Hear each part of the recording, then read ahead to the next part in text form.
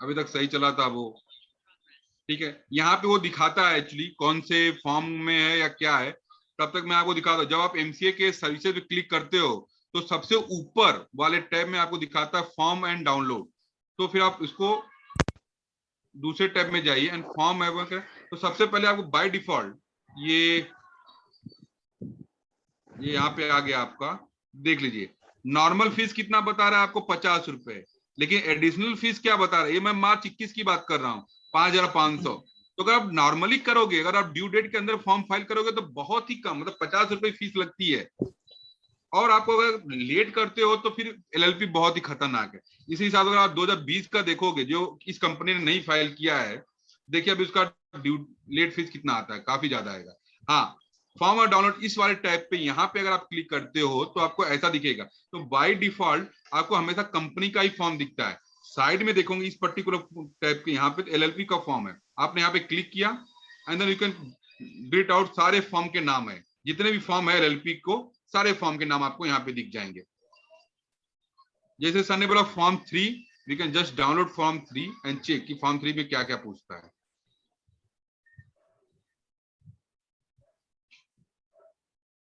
Form 4, let's download the form 4 also.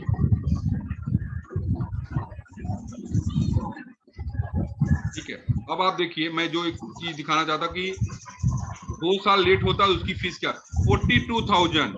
मेरे LLP का capital ही 1 लाख रुपए है और एक फॉर्म के ऊपर पेनाल्टी 42,000 मार दिया। ठीक है, तो सोच रहे हैं ना, मतलब कि क्या ये, मतलब मैं क्या बचाऊंगा, बट यही है, अगर आप टाइम पे नहीं फॉर्म फाइल करोगे तो पेनाल्टी आपके कंट्रीब्यूशन से बहुत ज्यादा हो जाती है। ये एक फॉर्म, अगर मैं फॉर्म 8 डालूं तो भी 40-42 हजार रुपया हो जाएगा। दोनों को मिला करके इतना ज्यादा फॉर्म पेनाल्टी आपकी आ जाती है। तो आपका मतलब है कंसल्टेंट को 5,000 देना अच्छा है कि 40,000 रुपये गवर्नमेंट को देना? ऑफ कोर्स मैं तो हमेशा कहना करता हूँ कि आप कंसल्टिंग लीजिए, कम पैसे में हो जाएगा, रादर देन आपको बहुत सारे पैसे खर्चे करने पड़ जाएंगे। हम इतना कमाएंगे नहीं सर, एलएलपी मतलब छोटा बिजनेस, उसमें इतना प्रॉफिट नहीं होगा, उतना तो गवर्नमेंट ही ले जाएगी। यस यस, और हर एक सेक्टर में सर हो रहा है आजकल, I think.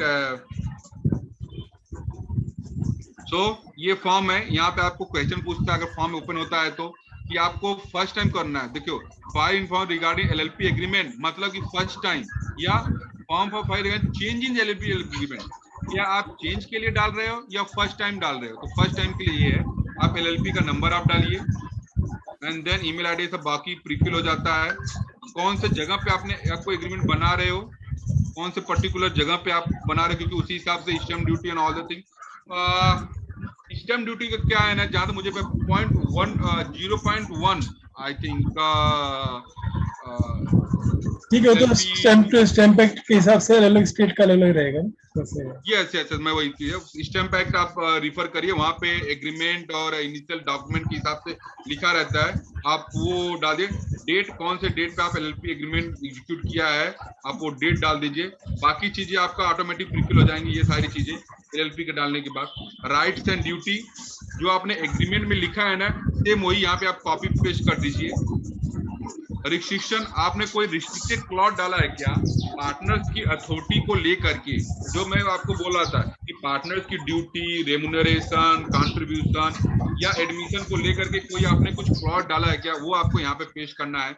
Management of affairs, मतलब कौन से, किस तरह से आपको ये करना है, कौन से मैटर्स को आपको कौन डील करेगा, क्या होगा प्रोसीजर, ये सारी चीजें आपको रखनी है।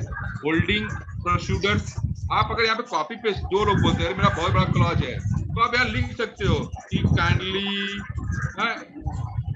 रिफर सीएल क्लॉज नंबर से for number 12 of LLP agreement, ऐसा भी डाल सकते हो कि भाई ये क्लॉज रिफर करो, वो क्लॉज, बस इतना लिख के छोड़ दो। या आप पूरा पूरा क्लॉज ही यहाँ पेश करना चाहते हो तो वो आपके ऊपर है।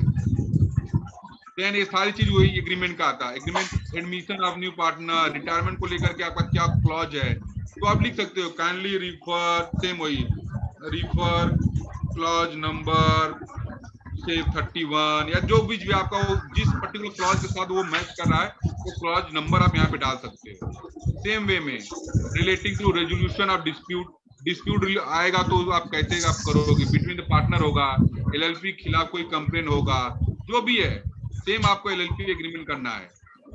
ये आपका एलएलपी रूल में लिखा हुआ है, अकाउंट मेंटेन करना है, टैक्स ऑन ड्यूटीज है, ये देखो ये मैं बोला फॉर्म 20 मतलब स्ट्राइक ऑफ क्लोजर से लेकर के, तो आपको लिखना पड़ेगा कौन सा क्लॉज को आपको रिफर करना है।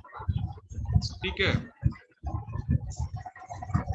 ये आपको पार्ट बी अप्लीकेबल नहीं होगा, ये अप्लीकेबल तभी होता है जब आप कोई चेंजेस करते हो, एंड देन आपको ये सारा कुछ चेंजेस नहीं, अगर कुछ चेंजेस करते हो तो आप एलएलपी एग्रीमेंट अटैच करिए, बात खत्म। एंड देन आप अपनी साइन, एक पार्टनर की साइन और प्रोफेशनल की डीएससी लगा दिया, फॉर्म आपका रेडी हो गया। और इसी तरह से अगर मैं कहूं तो जस्ट वेट,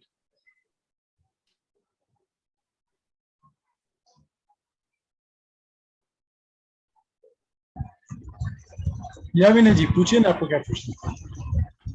एक मिनट, जीना जी ने कुछ पूछा है, हाँ बोलिए ना, उसमें कोई इशू नहीं सर, बोलिए, मैं फॉर्म ही ओपन कर रहा हूँ। हाँ जी, अब जैसे हम लोग फॉरेन पार्टनर्स जो है उनको हम लोग एज ए पार्टनर और डेजिग्नेटेड पार्टनर करके ले लेते हैं, तो जी। उनसे कुछ जो भी इनफ्लो वगैरह आया होगा एफडीआई का, समझो अगर ऑटोमेटिक रूल से नहीं आया होगा, ऑटोमेटिक रूट से नहीं आया होगा, उसका अप्रूवल वगैरह पेंडिंग होगा, तो ऐसे में कंट्रीब्यूशन का क्या स्टेटस हो जाएगा इसमें? देखो सर, नॉर्मल वे में क्या है, जहां तक मुझे है, इवन मैं अगर दूसरे भी सेंस में बताऊं, कंपनी के सेंस में, कि अगर आपको पैसा लिए हो कहीं से आया है और वो अभी तक अप्रूव नहीं हुआ है फॉरेन प्रमोशनल बोर्ड से, FIPB जो अप्रूवल अथॉरिटी है गवर्नमेंट के बिहाफ पे, तो आप तब तक वो पैसा ले नहीं सकते हो, तब तक आप उस पैसे को यूज नहीं कर सकते हो। जब आपके अकाउंट में क्रेडिट हो जाए पैसा एंड यू डोंट है, मतलब कि बोलते ना कि कंप्लायंस पेंडिंग नहीं है, आपको अप्रूवल आ गया, तभी आप उसको यूज कर सकते हो।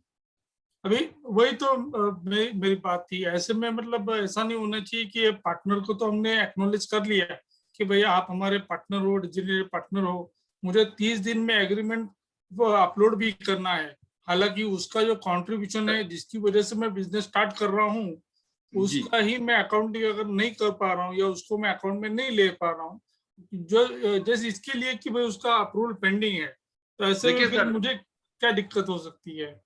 नहीं तो सब दिक्कत तो यही होगी ना कि जब आप कंट्रीब्यूशन ही नहीं ले पाओगे, फॉर्म भी फाइल नहीं कर पाओगे, तो पैसे भी कल को इनकम टैक्स से जो भी स्क्रूटनी आएगी इस पैसे को लेकर के, या जब भी आरबीआई के पास अनअकाउंटेड, मतलब क्या होता है, कोई भी फॉरेन से पैसा आएगा किसी भी बैंक को, तो बैंक तो रिपोर्ट करेगी मुझे इतने पैसे आए हैं, इस पर्टिकुलर कंट्री से इतने पैसे आए हुए हैं, और इस पर्टिकुलर एलएलपी में गया हुआ है पैसा, और उस एलएलपी ने अगर कोई कंट्रोल ये नहीं किया तो आरबीआई की तरफ से नोटिस तो आएगा ना, आपको इशू करेगा कि आपने कोई अप्रूवल नहीं लिया है गवर्नमेंट से कि इस पैसे को आपके एलएलपी में यूज करने के लिए, या तो आप पूरे पैसे रिटर्न कर दो with in the time limit में, जो भी टाइम लिमिट आरबीआई बताएगी, या फिर आप उसका कंप्लायंस करो, और जब तक आप कंप्लायंस नहीं कर सकते तब तक उस पैसे को यूज नहीं कर सकते आप।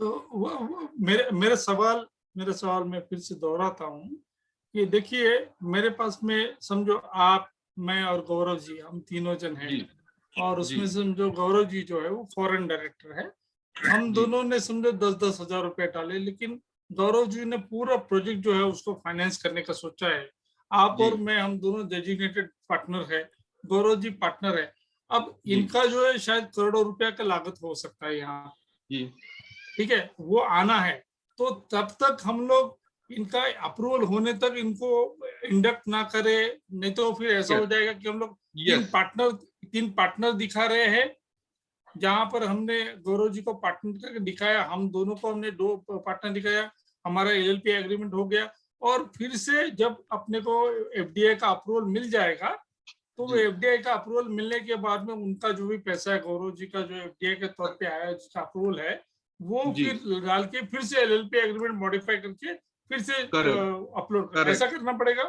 यस सर, इसी फील्ड में, इसी सेम आप जो बोल रहे हो ना, सेम वे में हमने कंपनी इनकॉर्पोरेट किया था, मैंने खुद किया था 2000 आपका कुछ 16 में इन कंपनी इनकॉर्पोरेट किया था, उसके अंदर 2 इंडियन डायरेक्टर थे और एक को हमें फॉरेन से पैसा लेके आना था, वो जिस कंट्री से वो पैसा लेके आ रहे थे उसके लिए, और जिस सेक्टर की वो कंपनी थी उसके लिए गवर्नमेंट का अप्रूवल रूट से जाना था हमें, तो हमने क्या किया, बराबर।